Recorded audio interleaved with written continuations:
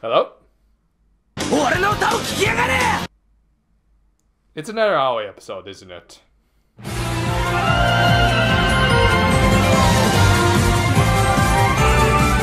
So, appropriately enough, this episode opens with Aoi's band Wild Azurs having played a successful concert with Misaki watching from afar. During an after-party, Aoi tells her friends that Wild Azurs had actually been booked for a battle of the bands with Misaki. Everyone was of course ecstatic over the news, except for the bassist of the band, Sonobe.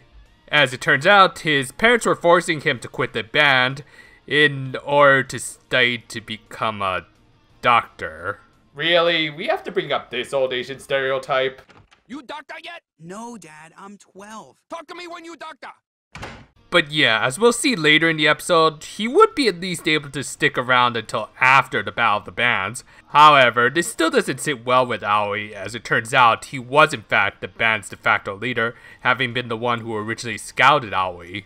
Yeah, great idea. Just go with the random older dude who walks up to you and says he likes your music. This show teaches the kids such good lessons. And wrote almost all of their songs, with the exception of the one Aoi came up with on the spot during her debut episode. Without him, Aoi believed they wouldn't be able to continue on as a band. She tells Misaki all of this, who, while harsh, does kind of rightfully tell Aoi to get her act together. It is a difficult situation, but no easy answer, as Aoi now has to take into consideration the future of her band, as not only are they losing a bassist, but likely she has to now become their new leader.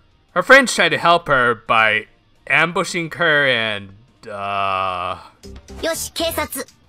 Akira really just wants to make her own harem at this point, doesn't she? Actually, the solution they come up with is a pajama party, likely as a means of getting her to unwind and make a few meme-worthy faces. Also, Akira, what on God's green earth are you wearing? I'm used to her wearing more masculine clothing and everything, but seriously, plaid? This is a crime against fashion! Anyway, before heading to bed, they decide to have a little midnight snack, which Himari objected to a little at first since it's not good for your digestion, but acquiesces in the end. Believe me girls, you'll regret it in the morning, just like I do, every single morning. Considering who this episode is about, they obviously make a bunch of variations on Aoi's lion ice cream. They give her the first choice. Well, obviously, she's gonna take the blue Hawaii one, or she'll take the strawberry, while Ichika takes the blue Hawaii. Huh. You know, Aoi, if you wanted to trade positions with Ichika, I don't think any of us would object. After finishing their treats, whose calories aren't going to burn off anytime soon, Aoi poses a hypothetical question. What would you do if your favorite sweet started to disappear from existence? Most of the girls answer, except for Himari and Yukari. Based off of the manga, I think we all know what exactly you'll do with your most precious sweet. Ichika's answer is that she'd simply try to recreate it. Not sure if that would even be possible if its existence was fading, which would mean the memories of it were going too, but the point is, Aoi realizes that even if an important part of the band is gone, her love for music will remain, and she should follow up on that. So, unlike her debut episode, she actually spends time writing a draft for a new song, rather than coming up with lyrics on the spot. Yeah, I still call BS on that. Anyway, this touches Sonobe, who as a final farewell to his band, helps finalize it. On the day of the battle, Wild Azurs is about to go up after Misaki, but of course Elishio shows up and then turns everyone's Kyakkyaru dark and— Wait, there were no sweets at this concert, and therefore no Kyakkyaru? Huh.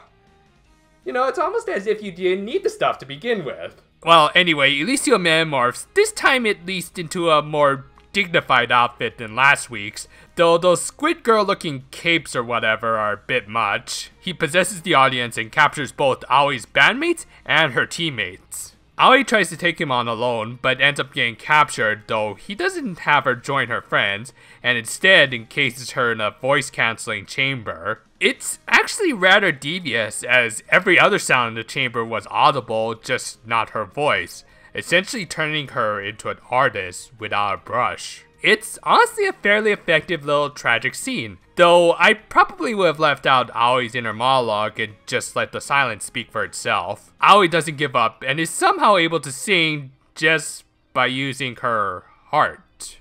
I'm still counting it as a Deus Ex Machina. So, using her soul resonance, I guess, she frees herself and her friends, and they defeat Alicio. When the dust clears, Wild Azurs is finally able to play their new song, which is probably Aoi's best character song in this entire show. You know, earlier this week, I made a top 8 Precure Insert song scenes list, and while I don't see this scene actually making it onto that list, I think I might have given it an honorable mention if I had seen this episode first. Her parents also come to watch, with Aoi's father sporting an awesome beard and hairdo combo. I think this guy was part of a band at one point. They say they'll let Aoi continue her music career, and as for who shall inherit the family business, it'll be Mizushima. Cause really, when you can't find anyone else, just shove your problems onto the help. Anyway, the episode ends with Aoi's excellent song playing us out. You know, that was a pretty decent episode. I mean, band drama is kind of my thing, hence why Beck is one of my go-to anime, alongside DMC.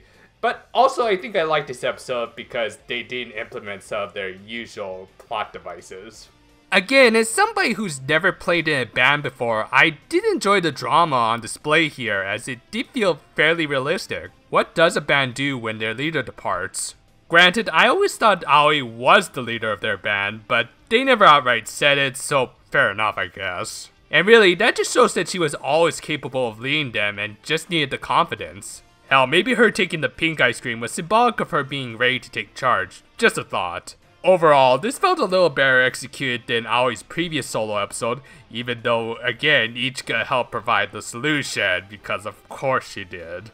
But at least Aoi did most of the legwork and pulled the all-nighter. Also, it's kind of refreshing to have an episode where I don't think they brought up Kyakaru even once. Really, it's such an ill-defined MacGuffin at this point, they may as well shift focus off of it. It made Aoi's sudden soul resonance power a bit more palatable. And of course, the best part of this episode was the music. I'm looking forward to whatever's going to be on the next vocal album for this series. As I mentioned during the review, I recently posted a list of my top 8 Precure Insert song scenes. Check it out if you want to hear some good music paired with some awesome action.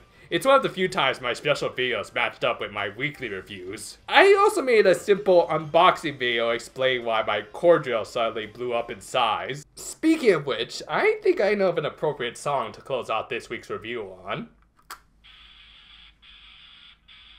I love this thing.